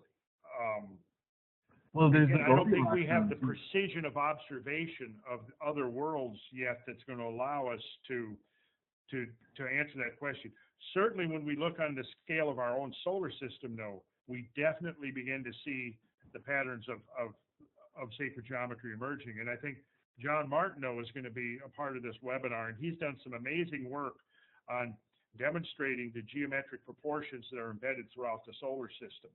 And I've created some interesting graphics derived from and inspired by his work. I don't think we have them scaled up for today's presentation, but perhaps later we could, or he may show some of that himself. So I would highly recommend tuning in to his presentation, because he definitely shows that, at least as far as our solar system is concerned, yeah, we do find the proportions of sacred geometry, and the canon of sacred numbers also manifesting, which we didn't really get a chance to talk about too much yet. I had Jeremy bring up one slide. If you go back one slide to 129, what we're seeing here is the ruins of St. Mary's Chapel, Glastonbury, England. And this is what's there today. Come forward to slide 130. And what we'll see there is that the ground plan perfectly fits in that root 3 rectangle that I defined earlier in the talk. If you go to the next slide, you can see the geometry underlying that. You'll notice how the chapel perfectly fits within the hexagon, and you'll also notice that the overlap of the two blue circles creates that vessel of the fish, the vesica piscis, which defines the length to width ratio. And this would be, in a very simplistic fashion, this would be the geometry that's underlying that particular edifice. And this would actually be how it was originally laid out. You would basically, by using a cord and a pole, a knotted cord was typically how it was done, or oftentimes a chain with a predetermined link size, which would give you the ability to lay out these geometric forms right onto the ground, and then the structure would be built according to the pattern and forms that had been laid out on the ground. If we go to the next slide, 132, we'll see an example of an elevation, Lincoln Cathedral. Here we're looking at the choir in the eastern window. And if you look actually at the upper part, you'll see an orange equilateral triangle and sitting on top of a blue square. And what we see here is the linking of two of the great systems of Masonic geometry, ad triangulum and ad quadratum. Ad triangulum means of the triangle, ad quadratum means of the square. Here we see them integrated. And if you look at the top half, defined by the orange equilateral triangle, you see that the top half is half of a vesica. And then that half of a vesica defines the stonework. You can see that the whole arch, the vault itself, is based upon that √3 relationship that emerges from the vesica. So you would actually could lay out the pattern on the ground, and from that, essentially by rotating it 90 degrees, you now have it in the vertical plane, and it provides the elevations of the structure. So this at Lincoln Cathedral is a beautiful example of the integration of two of the great Masonic proportioning systems, ad triangulum and ad quadratum. That's fantastic. Thank you so much, J. Paul, for those questions. David, did you have anything quickly that you wanted to add in? Yeah, I just think that the Goldilocks zone, aspect of exoplanetology, we're, looking at what's the distance between the star and the planet that's necessary for life. You can see when you start to look at exoplanetology that these ideas of ratio and that definitely play a part, not just in our solar system. And I think it has to do with, just the fact that gravitational forces and all that, that's all of these things that we have names for and concepts for. They're emerging out of, pre-existent nature. So, when we talk about sacred geometry, there's really no belief there. What we're seeing is very much an emergence of recognizing patterns within the real world. And then anything that's belief-oriented about it comes out after the fact through the culture and how this stuff's applied. But the groundwork for it is very much inherent in nature. Yeah, it doesn't really, no matter what your philosophical orientation is or what your religious beliefs, whether you're a devout, whether you're a devout Catholic, it doesn't matter. Whether you're an atheist, it doesn't matter. The relationship, for example, between the length and the width of a vesica is what it is. The relationship between the diagonal of a square and its side, it is what it is. So it's not a matter of belief. Right. But like David said, the belief structure emerges from the context of the society in which these things are being applied. And I certainly would like to see us getting back to some of these ideas, because the fundamental working premise was that by aligning ourselves with the natural world through this mathematical means, we were bringing greater harmony into our lives, greater harmony into our society. And again, the idea is that our environment that we create around us should reflect these higher ideals and this interconnectedness of all of nature, whether it's biological nature, whether it's geological nature, whether it's astronomical, whatever. All of nature is a unity. And we are a part of that unity, and there's a mathematical relationship, a mathematical resonance, if you will, between the universe, which is each of us as an individual, and the much greater universe. And the idea is to create an environment that would amplify that resonance between various scales of phenomena. The individual human scale being one level. Of course, now we've brought this down to the cellular level, the molecular level. We understand that there are resonant forces through nature. John Devereaux has done a lot of work along these lines. We know that our physiological systems resonate with changes in the electromagnetic fields that we live in. We know that certain things that we do with proportion, with materials, with structure, can modify, can amplify or dampen the natural fields, the natural force fields in which we have our being. I think there's a tremendous science that we're on the verge of rediscovering here that has been lost. Robert Schock, who is going to be part of this webinar, his recent book is called Forgotten Civilizations. And I think I take that literally. I do believe that there have been forgotten civilizations who have had a tremendously highly evolved concept of how the universe works and our place within the universe. And due to events that have unfolded, which we could describe as catastrophic in nature, much of the evidence of these former orders of civilization have been lost. One of the facts that I always like to emphasize in these discussions is that our recorded history, as we mentioned earlier, is between 4,000 and 5,000 years old. But we modern humans have been around 20 or 30 or 40 times as long. I mean, the oldest modern skeletons that have now been dug up are dating between 150 and 180,000 years old. So it means that there's a whole long passage of time in which there were many hundreds of generations of humans that we don't really have a written record of.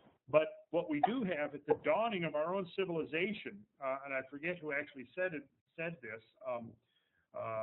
it appears, I think maybe Graham Hancock said this, I think it was Graham, that what we see at the beginning of our civilization in a way is almost like the end of something else. You know, the fact of the presence of these tremendous structures and traditions at the very dawning of civilization that seem to have emerged within 1 or 2 generations out of the Stone Age, it doesn't make sense. It doesn't make sense. There had to have been a tradition forgotten to history. It's, to me, the only rational explanation, that there was a tradition that preceded recorded history, that has been lost to history. We see its influence and we see its involvement at the very dawning of civilization. Hey, Randall, I just want to, we still have quite a few more questions. Let's go to them. Okay. I'm getting wound up here, but let's go. I know. I want to. Hopefully, maybe I'm addressing what some of the questions may be. Of course, absolutely. Okay. Cheryl, are you there? So, can you guys hear me? Yes. Here. Okay, you did actually answer some of my questions just a bit ago, but I wanted to ask you about specific angles that I've noticed in your work and others' work. Specifically, like the Great Pyramid, 51 degrees. Why is that significant? What is the impact of that on frequencies, on resonance? You know, what's your idea about that? Also, I don't know if you've looked into the work of, but you probably have, Dr. Wilhelm Reich, Dr. Ibrahim Karim, and Nassim Harriman. And if you could just comment on their work and how it relates to resonance and what you think of all of that, I'd be interested to know. Thanks. Okay, first, the Great Pyramid, the angle of 51 degrees, 51 minutes. Yeah, one of the interesting things I've noticed with that angle, it is the angle at which primary seismic waves are propagated through the Earth's crust. So right there, that seems to imply that there's some kind of resonance with the Earth itself. The 51 degree, 51 minutes, let's see if we go, Jeremy, can you go to slide 186? Are you there? Okay. Is that it or one before? That's the one right there. Cheryl, okay. We were talking earlier about the vesica and its particular relationship. If you'll notice here in this diagram, you can see the 51 degree angle emerging right here in this particular diagram with 2 embedded vesicas. If we take the diagonal of the pyramid, its side over half of its base, you'll notice there's a triangle there that you could look at the height of the pyramid, which is the same as the long axis of that smaller internal vesica. That would be the height of the pyramid. You'll notice then that you've got the base, and look at half the base, and look at the side, which would be the hypotenuse of that right angle. That length of its side is to half of its base in the golden section. So right there, the pyramid manifests the golden section, and it links the golden section with the vesica. And this is one of the things I was mentioning earlier, is that the patterns of sacred geometry, it's literally you're entering into this world of form and pattern. And what the esoteric doctrines did in the lodges is you were taught to navigate through this world so that you could enter through the portal of the vesica, which is also the symbol of a womb, because it represents this aperture between worlds. So it's always been associated with the divine feminine. And out of this figure of the vesica emerges all of the forms and patterns of sacred geometry. And the key is to impart the navigational skills. You begin with this simple operation of laying out two circles. Well, from that, you can now immerse yourself into this whole domain of form and pattern and number and proportion. And the key was to learn to navigate through there so that you could go from one pattern. You could go from the ad quadratum to the ad triangulum, from the ad triangulum into the golden section. You could go from squares to triangles to pentagons, which were basically the form at which biological life appears in the system. Okay, now you also mentioned Wilhelm Reich. Very, very important. I think his work was very critical, because what he discovered was that he basically just rediscovered what the ancients knew about, that there was a field of life force interpenetrating the planet that linked the planet with the rest of the universe. And he devised various ways of concentrating and influencing and controlling that life force. You know, if you're familiar with Reich, you'll know that he built what he referred to as orgone accumulators, orgone being his term for the life force, of which there have been many names throughout spiritual history for this. He discovered that by layering these accumulators, that with alternating layers of organic and inorganic material in a certain fashion, it could concentrate life force within the interior of this, or it would accumulate the life force within the chamber. Well, if you look at many of the structures of the ancient world, most particular ones that I've studied are a lot of the monumental earthworks. Both of Europe, like Silbury Hill is a good example, but throughout North America, we have extant dozens and dozens of examples of monumental earthworks built by the pre-Columbian inhabitants of North America. They all display a very similar type of structural system, in that they are layers of typically primarily organic soils and materials alternating with layers of clay that are high in mineral composition. And in many ways, you look at the layered composition of these earthwork structures is identical to one of Reich's orgone accumulators.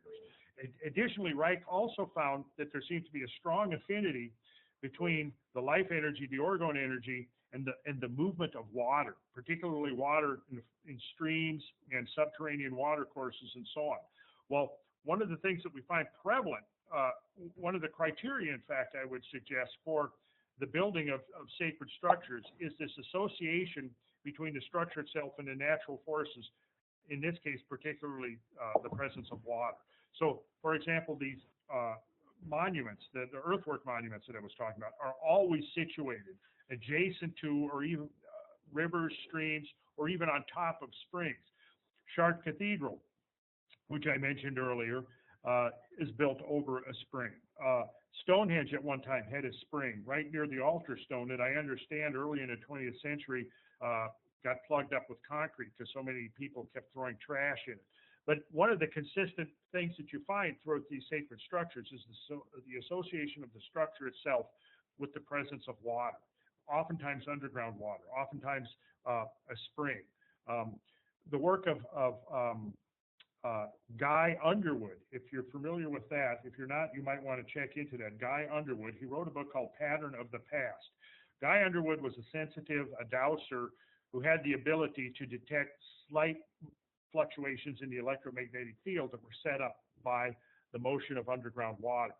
He did surveys, geomantic surveys of all of these, many of the sacred structures in Europe, including a lot of the churches that were built over pre-Christian sites, and discovered that in every single case, they were associated with the presence of underground water. In Stonehenge itself, not Stonehenge, but in Chartres Cathedral itself, the vault, which I've forgotten the exact height, but it's about 130 feet. But the height of the vault, the ogival vault, above the flagstones forming the floor, is the same. The distance of the vault above the floor is the same distance as the water table is below the floor. And I think that's not just happenstance. I think that that was deliberately part of the design, is that there's a deliberate attempt to set up a resonance there. And it's beyond the scope of today's discussion to show you how the musical resonances have actually been set up within the proportions of the nave of Chartres. But I think Chartres is a beautiful example of a structure that was designed to integrate, on the one hand, with terrestrial forces below, celestial forces above, and to serve to somehow amplify those forces in such a way that they would become accessible to human beings on some level or another. As far as the other gentleman you mentioned, I'm not familiar enough with their work to really address it. But I hope that gives you something to go on. Good question, Cheryl. And real quick, I wanted to mention, which I sent a message to Cheryl as well, David Heim-Smith, who is a Kabbalist who's active right now, and he's pretty integral in his ideas. His work deals a lot with the concept of Gnostic fields. So in the sense of, he goes beyond material, immaterial, and uses information as a little bit thicker conceptual structure. So his idea of fields, still uses the concept of ratio, but he does a lot of work with that kind of idea of how these, sacred geometry and that works with, I'll call it a Gnostic resonance, and interpret that in the most scientific way possible. So bad word for a complicated concept, but David Heim-Smith, and he's got a couple books out which deal with that, which are quite interesting, and he's a graphic artist as well, so you can see those concepts play out in his diagrammic work. So. Great, thank you so much, and thank you, Cheryl, for that question. Our next question comes from John. John, are you there? John, you there? Yep. Hey, John. Hi, can everyone hear me? Yep. Do you have a webcam? I do. Let me just exit full screen mode.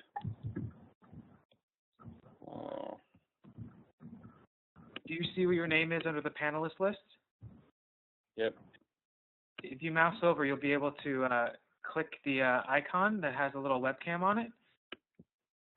Okay, it says that I have no privilege. I'm not worthy of clicking it. Try it again. Oh, okay. Got it. Good? Hey, Jonathan, what's up, man? How are you? Doing good. Okay, Go for Mr. it. Randall, first of all, you don't have to listen to John. You can rant on all you want. We're all really excited about your class. But my question was about the arm thing, the cubit. So I'm going to be going to a dinner party soon, and I don't want to look like an idiot and explain this to people, being like, hey, let me measure your belly button and your forearm. So can you go over that again? Like, what would you measure so I can do this, like, on my calculator, my phone, and, like, Okay. it looks really cool. Feel your wrist. Put your hand on your wrist and put your finger on your wrist and feel around until you find that little hole. There's a space in there. Let's see if I can hold my hand up here. In fact, if I press it in, it'll leave a little. Yeah. You found it? Right here. Yeah, right There here. it is. Yeah. That's called the space of Des Tot. I don't know what the origin of that term is, but that's what divides your cubit according to the golden section. Okay. And if you take you're holding your arm up now, imagine that you're taking that cubit from elbow to fingertips, expanding it to your full height. Okay. Right? Okay. That space in your wrist would correspond to your navel. Okay, so that makes sense. So what I want to know is that when let's say I measure myself, I measure it from my feet to my belly button. then my belly button to my chin or something like that? Here's the simplest way what I do when I have classes. First, I have everybody get naked. No, I don't do that. What I do is I have somebody stand up against against the wall, Okay. and I take, a ruler just like, your parents did when you were a kid. Okay. And then I mark the heights on the wall. All right. Then I go and I have the person do this, the student do this themselves, to take a short pencil and carefully stand up against the wall and mark the height of their navel. Then what I do is I measure from the floor up to their full height. Then I measure from the floor up to their navel. And Okay. then I take those two numbers and I divide the height, the full height, like for me, I'm 6'1", so I'm 73 inches tall. Okay. How tall are you, John? I'm like 6 foot, so that's So 72. 72, yeah. Okay. Then your navel, so your navel should be about 44 inches off the floor. And your height then from your navel to the top of your head should be, 27 and a half. Let's see. You said you're 6 feet tall? Yes, sir. 6'1", 8". Okay. Yeah, so then your should be about 44 and a half and 27 and a half. Okay. Should be roughly what you are. Now, of course, I can't tell from here. You may be perfectly proportioned for all I know. I am perfectly proportioned. I could so, tell, yeah. I could tell from your chin. Okay, so all right, so we got the measurements. So how do we make this ratio thing? Oh, okay. Well, now what you would do is take your 72 and divide by 44.5. You have a calculator there? I'm just doing it on a piece of paper. So. Okay. Well, you take your full height, which in this case, let's say is 72.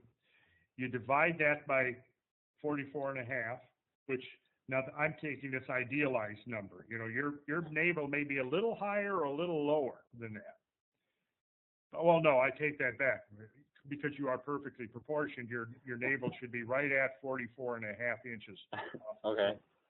So I just did it on my calculator here. It was 1.61. So that means I guess I'm not perfect anymore from that. Well, you haven't measured yourself yet. Oh, okay. All right.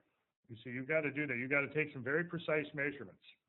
Okay. And I understand now that they have operations, for example, where they can go in and they can saw your femurs and lengthen them or shorten them.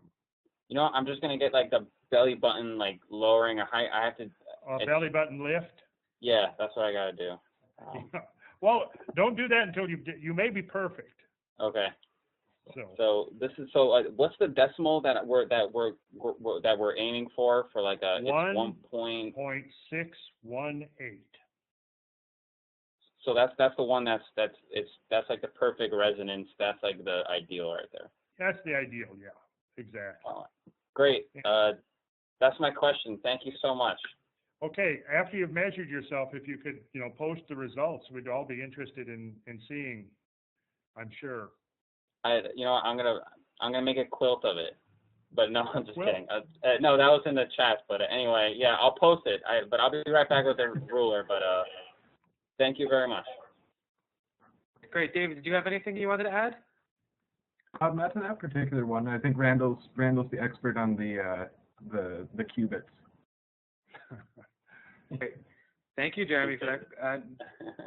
Thank you, John, for that question. You got it. I would like to say something about the quilting thing, though. That did come up in the chat. That is a really interesting kind of conversation being had, because it's specifically historically, just very quickly, if you look at the quilting in America, you've got Amish, Mennonite, etc., the traditional kind of societies doing the quilting. Those people are now not quite what they were when they came over, because when they came over, they were German pietists that were actually tied to the Rosicrucian tradition in Europe and tied to alchemical ideas and all that. So when we look at quilts in America that are done by Amish, any of the Deutsch American traditional groups, those ideas and the sacred geometry still kind of filter through in there. You've got the idea of the hex signs in Pennsylvania and that. So it's really interesting to kind of see those ideas emerge on a folk level. Again, similar to the way that religion has carried these ideas forward, not always fully aware of what's being transmitted, yet the power is still there. So I just thought with the quilt conversation, I think it's really interesting because it's a great example of how, this within, a kind of common, what we think of as a folk tradition, these very complex ideas about reality are still transmitted. So I would like to add that quilting would be a perfect application of dynamic symmetry. That's what they're talking about. Yeah, there's a conversation in the chat discussing integrating this stuff with quilting, and I love it. Oh, and if that person would like to contact me and talk about that further, or I'll give you a quilt. Or send me a quilt, actually. Yeah. Yes. In fact, I have a former student that was a quilter, and I haven't seen her handiwork yet. But I understand from her son, I was recently told that she is making a quilt based upon what she learned in our sacred geometry class. So we're preparing a series of sort of instructional courses to actually take people through a hands-on program to teach the principles of sacred geometry, because that is the most effective way of learning it. In the old Pythagorean method of taking the compass and straight edge in hand and actually learning to do these drawings. So this is how I have actually taught the system for going on 30 years now, is by actually taking people, teaching them the drawing exercises. And then depending on what your interests are, if you're a designer, a builder, an architect, I've had stained glass artisans that have taken the course to use the techniques in their design as stained glass windows. I've had rug weavers. I've had a lot of any kind of a craft. And like I just mentioned, I had this one student who is now using it to make a quilt, and I'm really looking forward to seeing the results of her handiwork. And again, that ties back. You mentioned the way that these have worked into masonry and that. If you think of coupillage in France, I just muddled that probably, but you know what I'm talking about, the companionship idea, where these ideas, where it's integrated completely with craft work. And there's an example of a Sufi in Africa that I just read about. That I've completely forgotten his name. However, he was very integral in, it may have been in Senegal actually, I'm not sure. But anyway, he integrated these ideas with the work culture of the society that he was working in. And so he brought to the people who were working in the fields these concepts. So while they were doing mundane work that, was backbreaking and whatever, they found release in being able to meditate on what they were doing with their craftsmanship within these concepts. And you see that, my brother does woodworking and stuff, has done historical restoration, and the meditative aspects to craftsmanship, when you take that and then add this extra information onto it, it's amazing, the power that's there, which again, that's in masonry, and that's in a lot of, Sufi traditions. And probably some of the Catholic worker movements, and maybe even some evangelical stuff, and Buddhism obviously has it as well. So across the board, when these ideas get integrated on a craft level, you have an amazing flowering of cultural possibilities. Yes, and in like bringing it to that level, what it does is it integrates the hand, the eye, and the mind. Right. In ways that cannot be as effectively accomplished really by any other means. And yes, when you take this conscious awareness of applying these principles to your craft, and I forgot to mention, of course, one of the most important would be art of any kind, sculpture also, painting, the composition of a painting. One of the secrets of Renaissance art was how to use dynamic symmetry to find these points of potency within the painting around which the whole composition could hinge, sort of the action points, if you will. in regards to John's question about the proportioning of the human diagram, the human form, and so forth, I mentioned earlier the work when we early on in the presentation, the work of Le Corbusier, and if you go to slide 166, it shows his modular system in his figure that he always displayed somewhere in his architectural work, which was a figure with an upraised left hand, and then the golden proportions derived from that. Do you have that slide 166? Jeremy, are you there? Jeremy? Which number? 166. Sure thing. And after that, we could actually come back to this slide right here that you've got up on the screen. Is this it? Okay, now that's what, okay. Well, that shows the golden proportions in a hand that I described earlier, whereas AB is to BC, as BC is to CD, as CD is to DE. And in fact, those are the same, but am I looking at,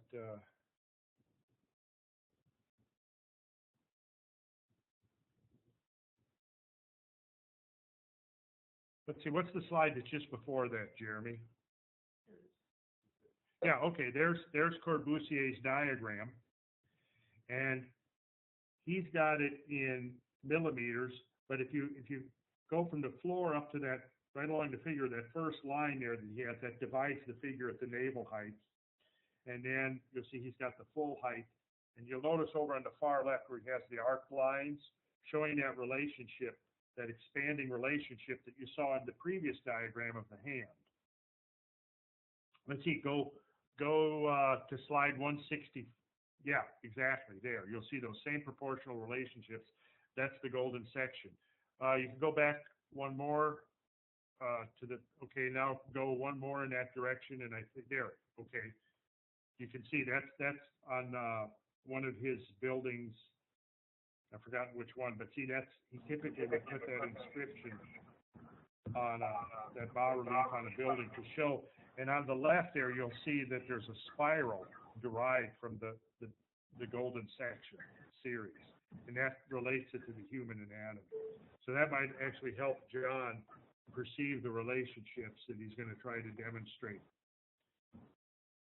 at the next party.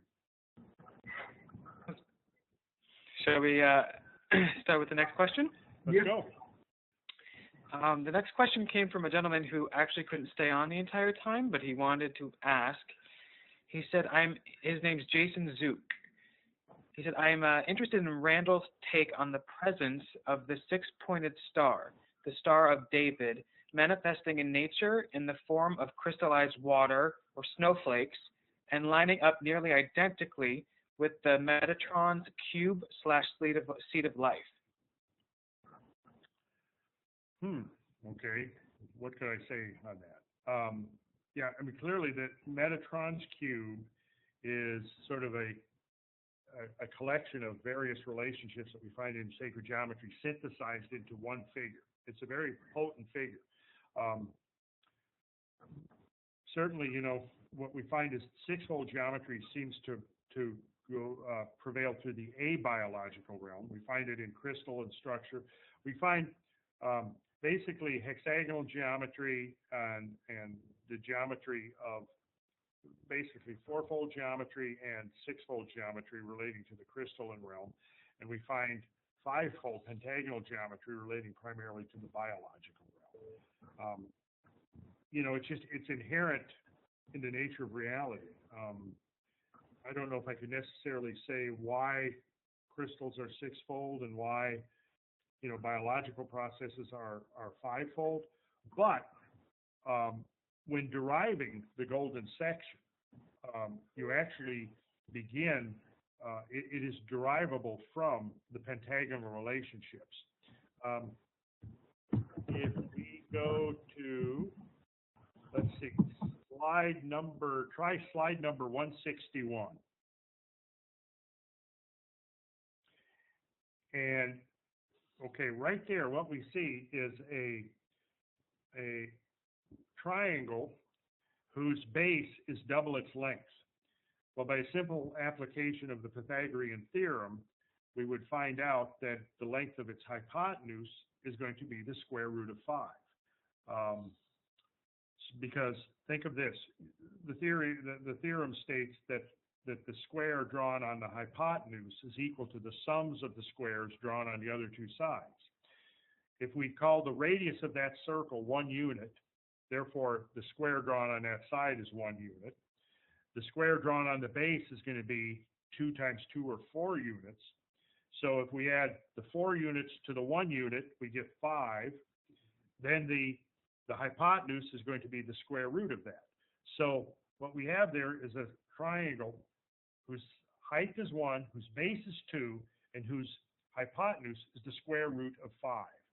Okay, now if you go to the next slide, we will see that this is the basic derivation of the golden section cut. You'll notice we've drawn a circle. We'll call it radius 1. And what it does then is it cuts the hypotenuse of that triangle. And the portion that's left over, we're using to create a second circle. And this circle is the circle up there that's roughly in orange. So we draw that circle down, and you'll notice where that circle cuts the base of that triangle asymmetrically in the golden section, so that the small section is to the large section as the large section is to the whole. So we find that the golden section is actually derived from once we introduce the number 5 into our patterning. If you draw a pentagon, and within that pentagon draw the pentagram, which is the five-pointed star, the pentagram is the preeminent geometric manifestation of the golden section. And in the program that I gave you, I don't have a pentagram. It's actually, I think it's in one of the other programs I gave you to illustrate it. But if you draw a pentagram within a pentagon, and a pentagon is one of the more difficult figures to draw. As you can see here, the golden section, it takes multiple steps to create the golden section. And the pentagon is more difficult to draw than a hexagon, which is extremely easy. You'll discover that when you do the geometric exercises, the drawing of a hexagon is extremely easy. Draw a circle with a compass. Don't change the set of your compass at all, and then just walk your compass 6 times around the circle. It's that easy, and you can create a hexagon. When you get to the geometry of biological processes, it gets more complicated. You have to create the pentagon. The pentagon takes multiple steps to create. And I don't have a diagram in this particular presentation to show how that is derived. But it seems that, crystallines on the scale of consciousness, I think we would say crystals are of a simpler form.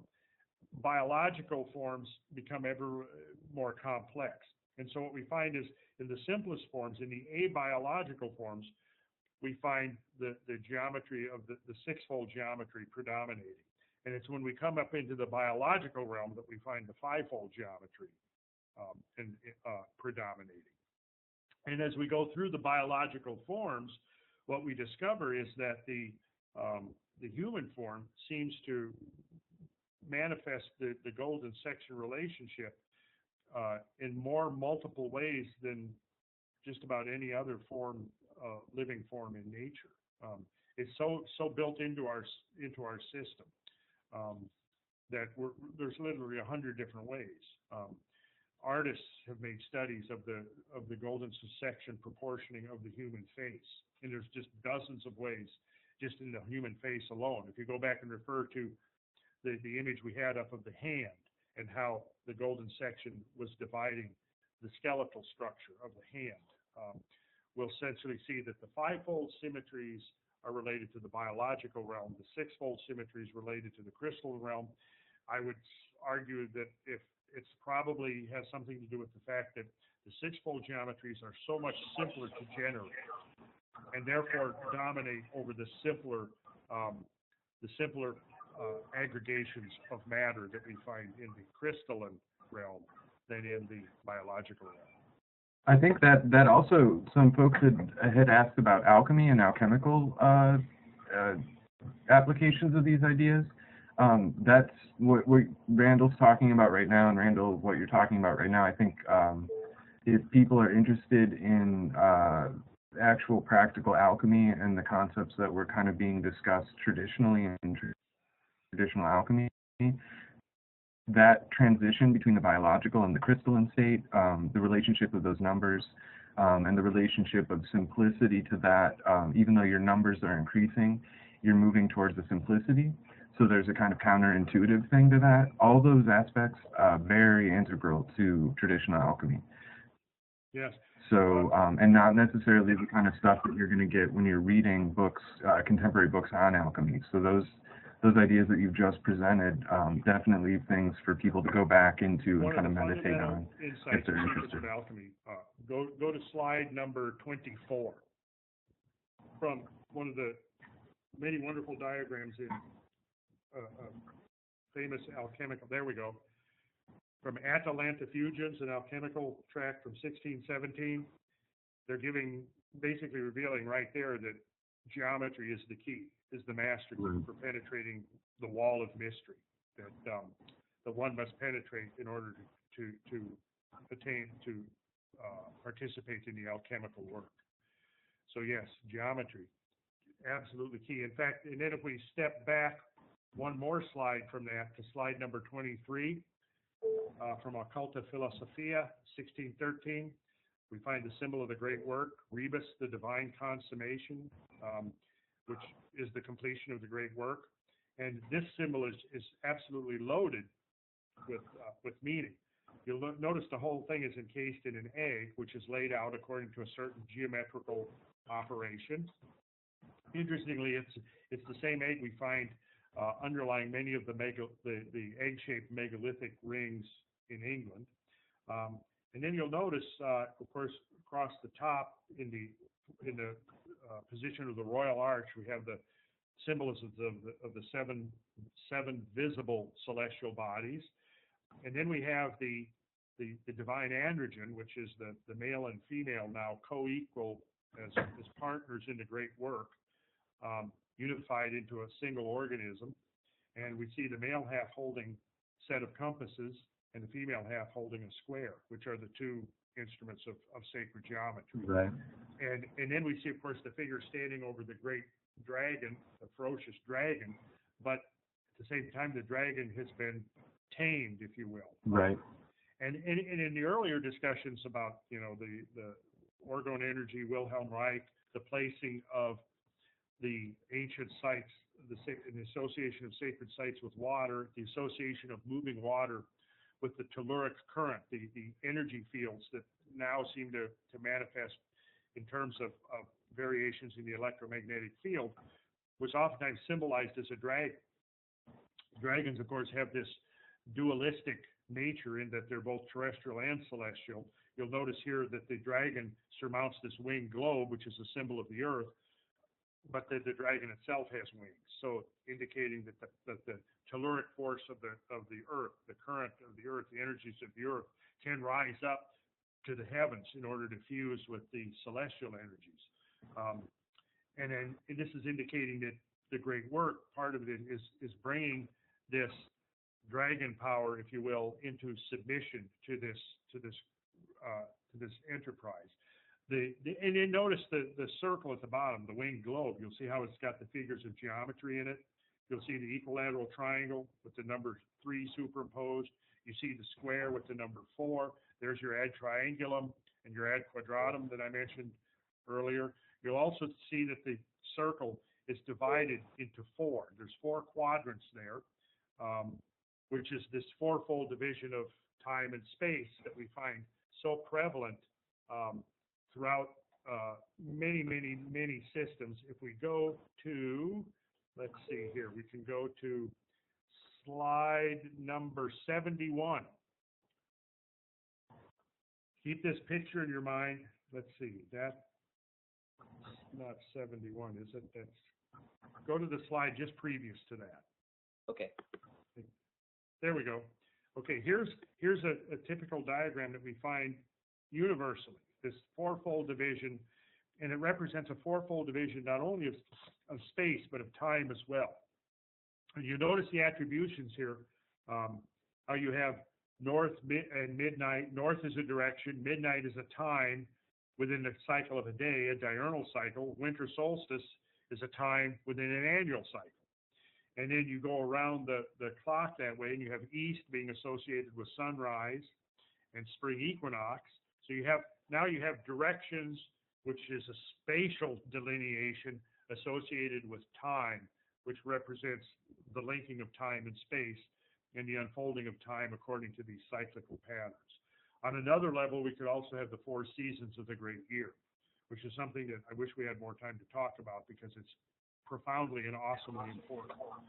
I think we might be able to do great year stuff with Paul Devereux, because that kind of ties into his concepts of the geology in that. Correct.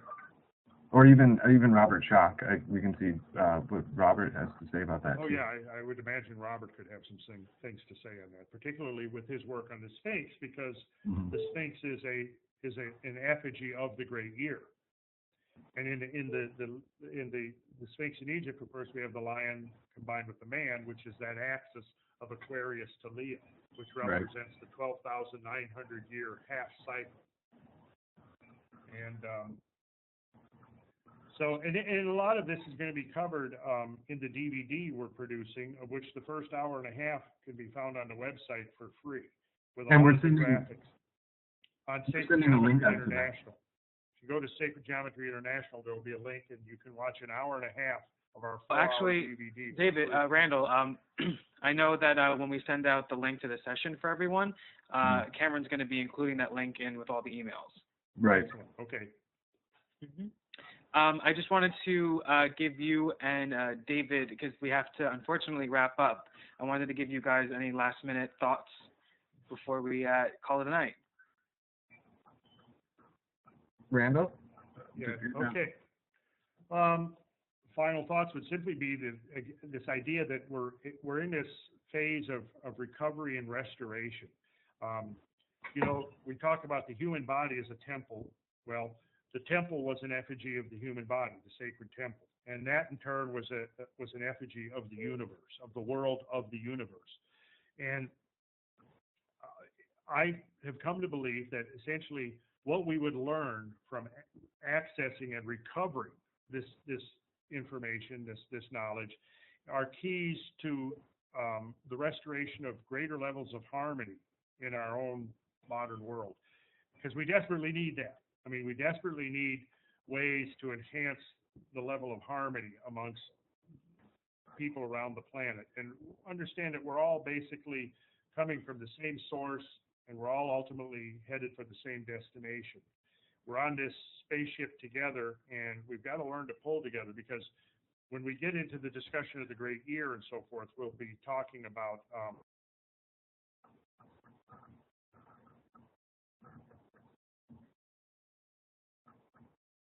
Awesome. David, did you want to have any last-minute words while I try and bring Randall back on? Real quickly, I'd like to address, we had received some emails, and it came up in the chat as well, and I kind of mentioned it in the chat, but I don't know how many people are following that and how many people are listening. So a question of female teachers, and I hate to even use that word, because that to me that still kind of speaks to some kind of false division, but we had reached out to a number of people, to try to get I guess, gender-balanced course list, but unfortunately schedules didn't work out for everybody. So it wasn't our intention to, block anybody out or do anything like that. And it did pain me that we couldn't discuss that in the promotional material, because it wasn't, relevant to promotions and that. But I would like to address it here and just let everybody know that was in our mind. It just, the people that we have on board, they're the top people in their field and that worked with the scheduling of the course. So I hope that people will be able to understand that. And the other thing I'd like to mention is Cheryl opened up, who had asked the question earlier, Cheryl's opened up a Facebook group, or opened up access to a Facebook group that will be dealing with these ideas. And we can, continue the conversation there as well. So Cheryl put the link in the chat area, and I think that if Celeste or whoever's sending out the email could include that link as well, along with the information on the Sacred Geometry International video, that would be a great place for any questions that were unaddressed or anything that we can, continue this conversation. So I'm just really glad that everybody, all the insights and all the stuff that we've shared, it's been great, and we're all learning from this too. We're all going to take stuff away from it. So it's been awesome to have everybody really engage with the ideas today. And That's for great. the next one. I think if Cheryl, if you're listening, you could possibly send a link to Celeste@evolver.net. That way she can add your Facebook link into the email blasts. It's Celeste@evolver.net. I'll actually write it in the chat box for you as well. But Randall, I noticed you're back on. Yeah. You there? Yeah. I Okay. think whoever brought up the question about, if there's a gender thing, I would just like to go back to that slide that we had up there showing the co-equal partnership between male and female in the execution of the great work, and how the bringing of the male and the female forces together is absolutely vital to make this thing happen. It seems that in the nature of the society in which we live, it's males have focused primarily up until a generation or two ago. All the mathematicians were males. Most of the authors are males, but that's rapidly changing. And this is good, because I think by bringing in this balance of energy, we're going to get a much richer perspective on this whole phenomenon. And I think that if you bring up that last image again of slide 23, showing the rebus, the consummation of the great work, because I always show that prominently in all of my presentations that I do, to show that basically, in the great work completed or consummated, male and female are equally balanced and have an equal contribution to make to the completion of the great work. And there are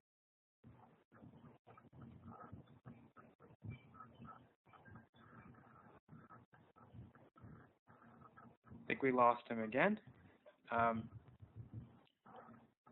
David, you there still?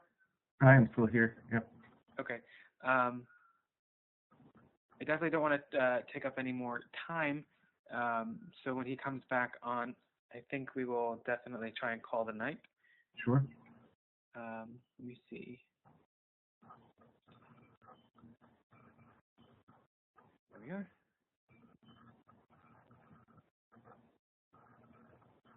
You back on with us, Randall? I hear you. Can you hear me? Yes, we can. Okay. We'll work that out. We'll figure out. I don't know if it's on our end, your end, or somewhere in between. We'll definitely I work pretty it much said what I wanted to say. I wanted to get the idea out there that, there's definitely that going forward, I think I see an equal contribution here from all. Right. Yeah, and yeah, thank you again to everybody who came today and who's joined on. We're definitely looking forward to continuing this. Next week is going to be exciting. I think next week is Paul Devereaux and you, Randall? Is that